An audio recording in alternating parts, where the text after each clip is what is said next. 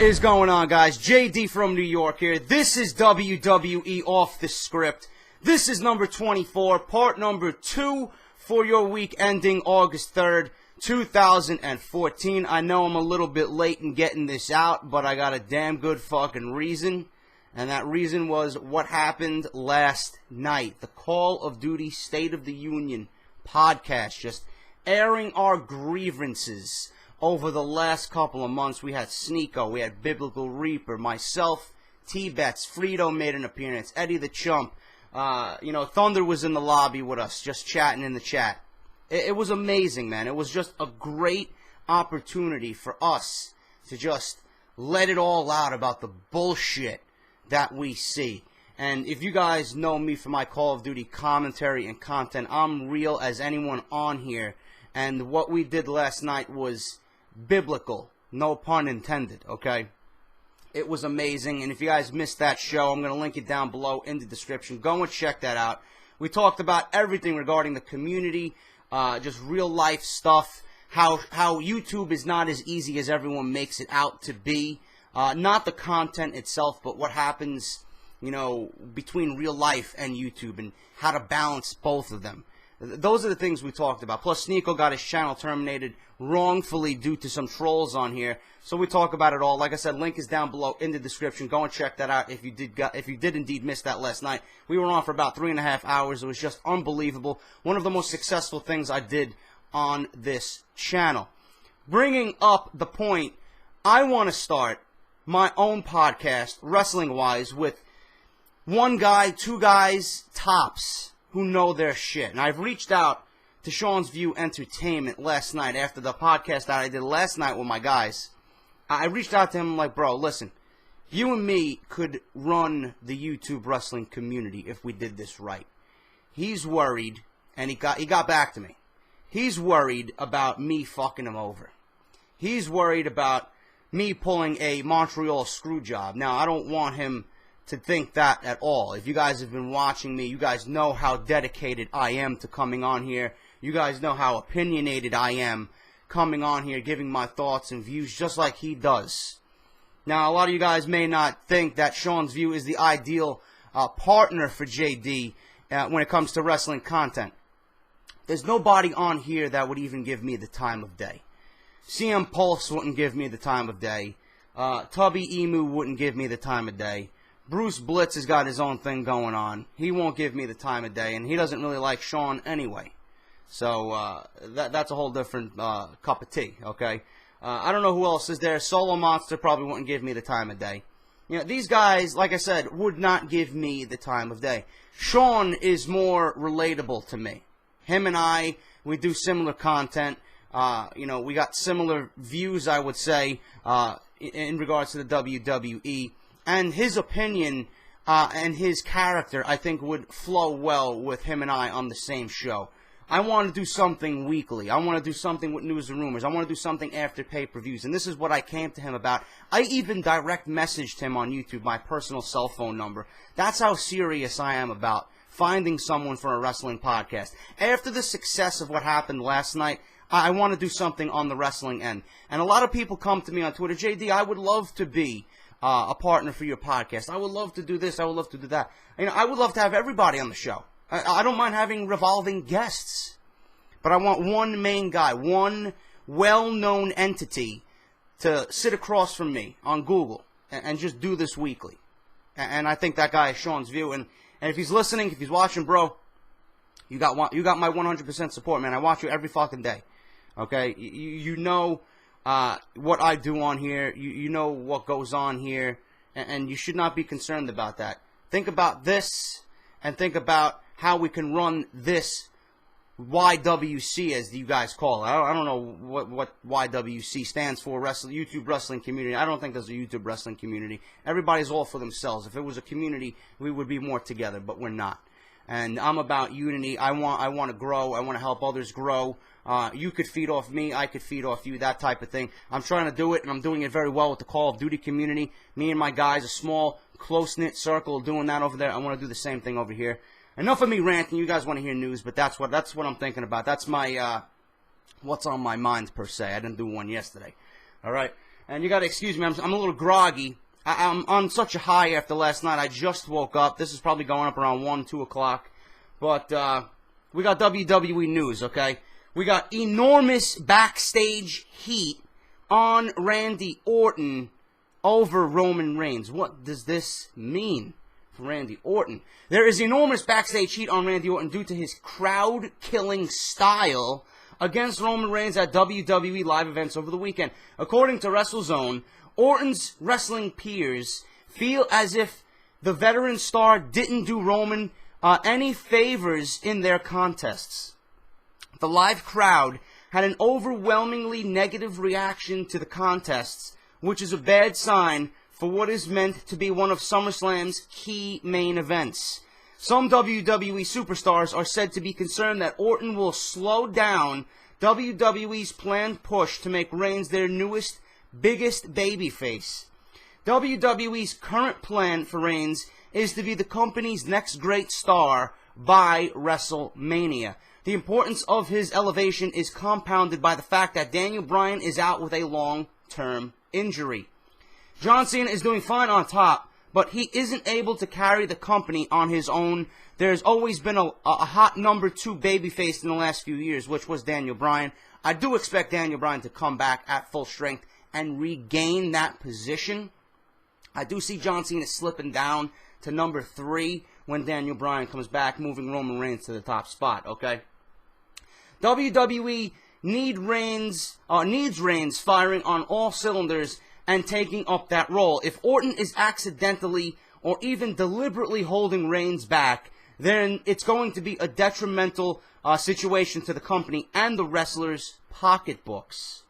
If Roman's the guy, then Roman's the guy, one WWE superstar said, who wanted to remain anonymous. Whoever is the guy, we need to get this guy over bigger than ever, not hold him down in rest holds, and hope no one gets hurt. We're in the wrestling business. Bumps and bruises happen. With all that being said, it takes 2 to tango, and Orton shouldn't be entirely blamed. Reigns only recently began competing on his own, and is still quite limited in terms of what is expected of a top-flight WWE superstar's in-ring performance. That's a lot. That's a lot. There's a lot of key points in there I want to strike on. Randy Orton sounds to me as jealous, and this is nothing that we haven't heard before in the past about Randy Orton. Randy Orton is slowly slipping down that ladder. I don't think Randy Orton's going to have another top spot, another WWE Championship reign anytime soon. Randy Orton is jealous that guys like Roman Reigns get over and are going to be pushed to the moon. It's just in his nature. It's in human nature to be jealous, okay? If I was in Randy Orton's shoes, I wouldn't be deliberately trying to kill Roman Reigns' push, but I would be jealous, and it would show all over my face because I wear my heart on my sleeve, okay? I understand where Randy Orton's coming from. He wants to be successful. Everyone loves to be in the limelight. It means more money. It means more appreciation from the fans. You're under the spotlight a little bit more. That's what Randy Orton loves to do. He loves to be in that spotlight, okay? But with Roman Reigns being pushed, the WWE legitimately needs to do something now with Roman Reigns, okay? Not right now. Okay? I'm talking about WrestleMania, and I'll talk about that in a second. But with Daniel Bryan out, it kind of fucked up everything. If Daniel Bryan was 100% healthy and on TV every week, we would not even be talking about Roman Reigns. Roman Reigns would be Roman Reigns would be behind Daniel Bryan on the ladder. It would be John Cena, Daniel Bryan, and then Roman Reigns. Roman Reigns would not be in the position he's in. He would not be in these main events that we see him in. Everything changed when Daniel Bryan got hurt. So Roman Reigns is another one, okay, that he should be very lucky that Daniel Bryan is injured and his spot is now being moved up. It happened with CM Punk. When CM Punk left the company, Daniel Bryan moved up. Daniel Bryan got hurt, Roman Reigns moved up. It's always a revolving cycle. If someone gets hurt, it's always key for someone else to take that ball and just fucking run with it. That's what Roman Reigns happened. That's what happened with Roman Reigns. Now, as far as John Cena, I do see John Cena slipping down to number 3 when Daniel Bryan comes back. I got news on him tomorrow in a possible return, so look forward to that. But John Cena is going to slip down to number 3 when Daniel Bryan comes back. Roman Reigns, potentially right now, is going to be number 1 regarding WrestleMania. and this rumored match with Brock Lesnar, which I still don't think he'll be ready for. Roman Reigns really needs to work on what's going on with him, okay? He needs to work on his mic skills. He needs to work on his wrestling skills. WWE has a lot, and I mean a lot of work to do to make this viewer and you guys believe that he can legitimately beat Brock Lesnar at WrestleMania if that's where they want to go. I don't know if that's possible. I don't know if the WWE is capable of that, but I'm willing to give them the opportunity to show me. I don't think Roman Reigns is the guy, to be honest with you right now. I really don't. I would prefer Daniel Bryan to come back and regain his spot. Just build everything around Daniel Bryan again next year when he comes back healthy. That's what I would do. Ride out the rest of this year just building up top talent, and then wait till Daniel Bryan comes back next year, and then you got your big guy back, and then you could probably know what to do with him moving into WrestleMania, WWE Championship role, etc., etc. I don't think Roman Reigns is going to be ready by that time, and I'm very worried about how WWE is going to actually push this match with Brock Lesnar going forward. So we just have to wait and see. But as far as ruining Roman Reigns, that's fucked up of Randy Orton. It should not have to come to that to legitimately and blatantly ruin Roman Reigns at these live events. I don't know what happened. I don't know what crowd-killing style means. There was some mention of negative reactions from fans to the contest, a lot of chokeholds and a lot of submission holds. Nobody wants to see that with Roman Reigns and Randy Orton. Did you see what happened on Monday Night Raw? That's the Randy Orton we need to see. I don't know how much of that was real emotion with Randy Orton. I'm watching this fucking destruction of Roman Reigns on Monday Night Raw, and I'm thinking to myself, how much of this is real emotion and frustration that Randy Orton is taking out on Roman Reigns right now? It looked real to me. I don't know about you guys, but it looked damn real to me that he's just frustrated. And it came across that way on TV. I don't know if I'm the only one who's seen that, but the beatdown of Roman Reigns, beautifully done. That's the Randy Orton we need to see. That's the Randy Orton we want to see. We don't need to see crowd-killing Randy Orton with fucking chokeholds and rest holds and submission holds. That's not the style Randy Orton wants to wrestle. That's not the style I want to see Randy Orton wrestle. These two guys got to go in there and build upon what they did on Monday Night Raw. That's the match I want to see at SummerSlam. That's what I want to see at SummerSlam. None of this bullshit I'm hearing in this report. But Randy Orton, I don't know how much of that is legit, and the frustration that just was seeping off his body. Let me know what you guys think. I think a lot of frustration was taken out on Roman Reigns and Randy Orton. Just the way he came off, his aura, his facial reactions, and his expression, his body language. A lot of that, to me, was real. So let me know what you guys think about that. But enormous backstage heat right now over Randy Orton right now for Roman Reigns, and him trying to deliberately kill the push of Roman Reigns. Not cool. And it mentioned wrestlers' pocketbooks. I know Randy Orton wants to make some money. It's a big payday at SummerSlam, man. Do what you got to do, and don't jeopardize your peers as well. They want to make money, and you're going to be in one of the biggest matches at SummerSlam. Don't ruin it. You should be lucky to have that spot at SummerSlam. A lot of guys would kill to be in your position right now. Moving on, regarding Dolph Ziggler and Zack Ryder both getting wins on the same show. Last week's Raw from Miami, fans were not the only ones surprised. The WWE source commented that hell was freezing over in regards to Ziggler and Zack Ryder getting wins. Another WWE source noted that WWE's new stable with Xavier Woods, Big E, and Kofi Kingston is all Vince McMahon's idea. The stable is expected to grow some. I'm hearing Mark Henry may join that stable. I'm looking forward to seeing this stable grow and mature. They may be involved in the tag team title hunt, as far as I'm concerned, for SummerSlam. But what they're doing right now, I'm very intrigued. They got a lot of interest from me right now, so I'm looking forward to seeing that group develop. Hopefully it goes somewhere. Hopefully Vince McMahon has a decent idea for these guys, a decent future for these guys. And like I said, I'm very interested to see where they go. Regarding Zack Ryder and Dolph Ziggler, good for them. I'm happy to see them both get wins. More so Ziggler. I think Ziggler's going to be an important key to the mid-card going into the future of the WWE this year. Zack Ryder, I don't know what the WWE was thinking. I think they felt bad for him after all these fucking weeks. Let's give him a win.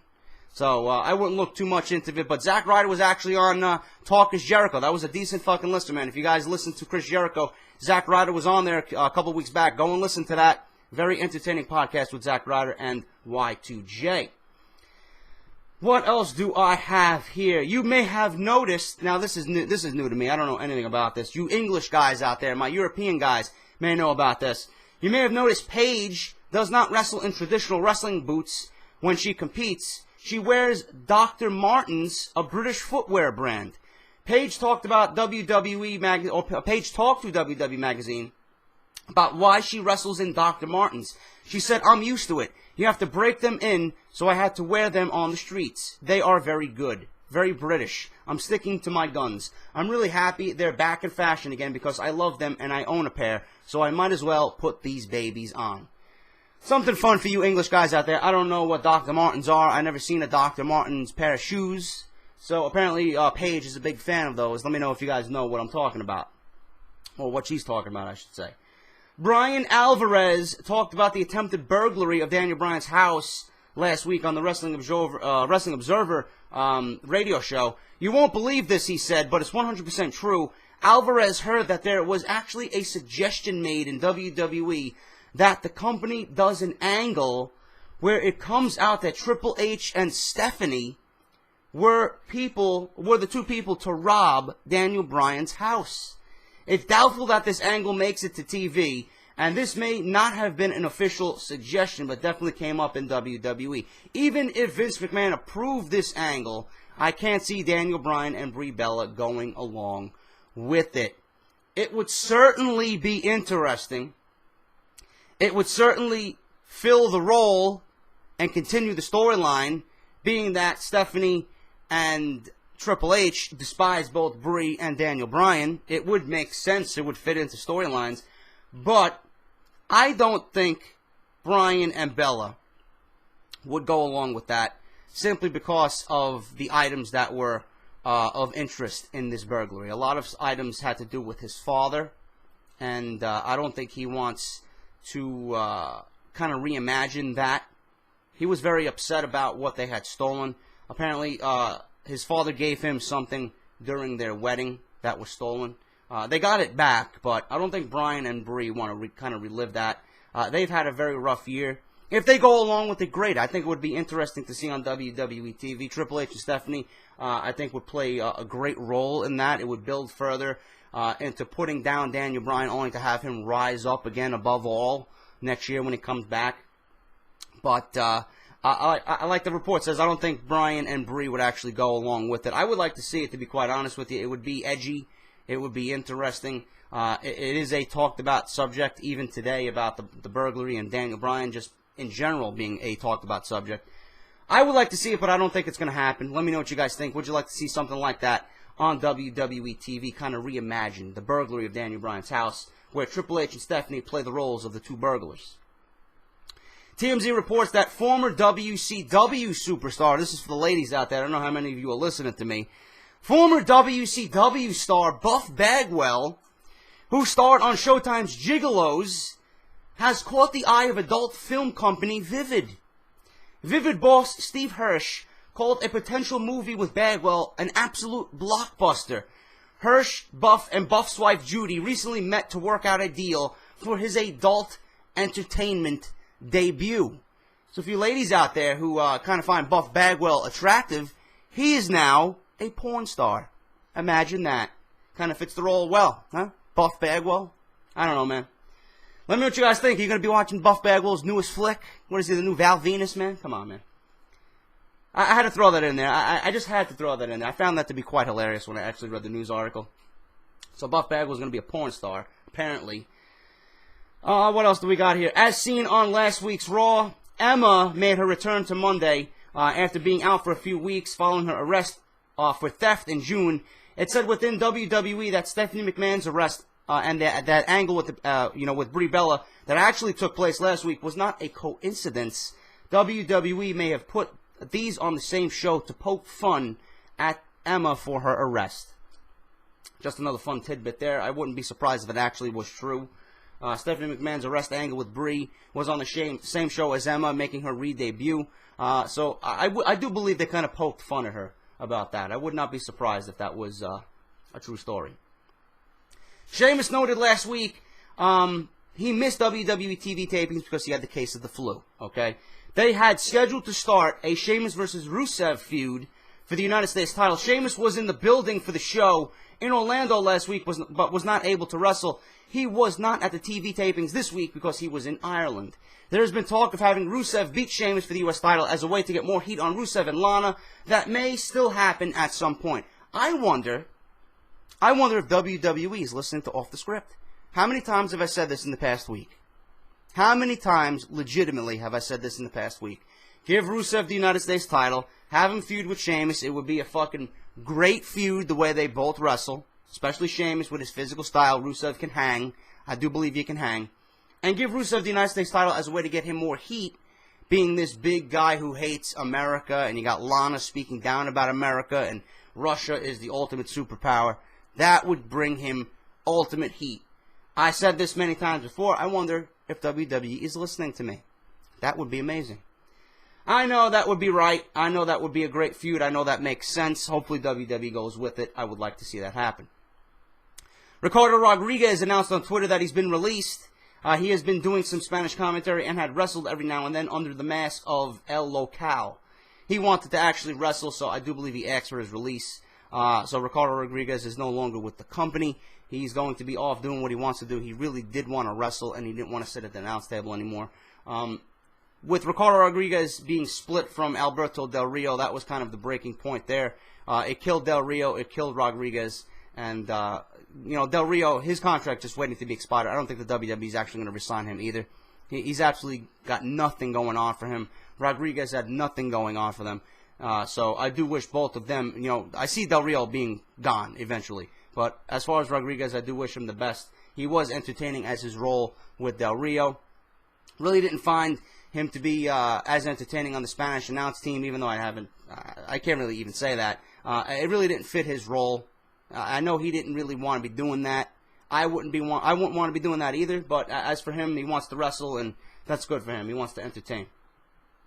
The WrestleMania paychecks were sent out last week, so pretty much everyone has got them in the past few days. There isn't much news, but one thing was noted that the people that expected to be screwed said that the payoff was better than they expected. There was fear in the company that pay-per-view payoffs would significantly drop because of the WWE Network. There should be more news within the next week on everything regarding the network. I got news on that tomorrow, so look forward to that on Off the Script. And finally, guys, news on Sting. Sting is still not signed with the WWE. Again, there is belief that a deal will get done. Sting may have more leverage because of the buzz surrounding WWE 2K15, the commercial that aired on Raw, and the appearance at Comic-Con last week in San Diego. The belief in WWE is that there is more interest in Sting coming out of 2K, possibly because he feels more current than the Ultimate Warrior did last year. Rest in peace. People know Sting can still do a wrestling match. Sting also can get big money doing autograph shows outside WWE. A source in WWE said that they are hopeful on getting a deal done with Sting by SummerSlam. Since Sting will be in Los Angeles for the event, he is not scheduled for the show, though Sting and Vince will probably be meeting for the first time. The Sting appearance was not booked by WWE, even though Michael Cole put it over as his first WWE appearance. Sting's still not signed with the WWE. He will be getting signed by the WWE, no question. If he's working with WWE in any way, shape, or form right now, he will be signed to a Legends deal or a one-match deal, a WrestleMania deal. Some type of deal will be worked out. If he's meeting with Vince McMahon, things will get done. Plain and simple. They're going to go over everything. They're going to have a nice discussion. And Sting is going to be on WWE TV sooner than later. I hope so. It's going to be a monumental occasion to see Stinger, Steve Borden, on WWE TV. But that is Off the Script, guys. You got to excuse me a little bit in this episode. I still feel tired. I'm still on that high from yesterday's podcast. So you gotta bear with me. I should be okay for part 3 tomorrow. I'm actually going to render this, upload this, and probably go back to sleep because I got like maybe 4.5 hours of sleep last night. I'm exhausted. If you guys can't tell right now. But for tomorrow, for Off the Script, Jeff Hardy, will he be returning to the WWE? And I got news on the WWE Network and everything that came out of the conference call and the press meeting on Wall Street for the WWE Network. If you guys missed Off the Script yesterday, link is down below. Chairshot, Reality, WrestleZone.com. Can't forget those guys. LeBar Eisenberg and Ghoulish Their homepage is down below. Go and check them out. They should have a new episode up the same time this goes up, so go check that out. I'm out, guys. Part 3 will be up tomorrow. Jeff Hardy, WWE Network, plus a ton of WWE news. I'm out. I'll see you guys tomorrow. I'll see you later.